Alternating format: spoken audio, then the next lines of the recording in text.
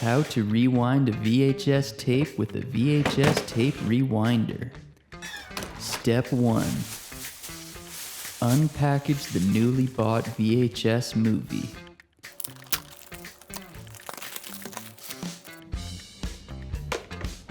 Step 2. Watch the entire movie and enjoy it as much as you can.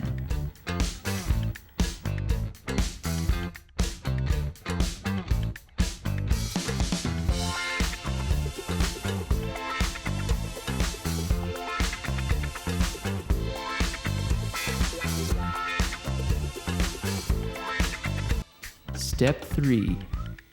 Eject that puppy. Step 4.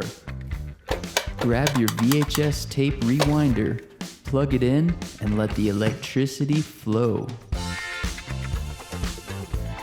Step 5. Slide that tape into the rewinder and push down the tab.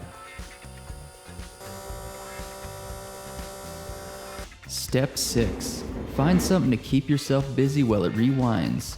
Perhaps Google the rising value of unopened VHS tapes. Then once you hear the tab pop up, it is done. It's good to be back, YouTubers. I've missed you.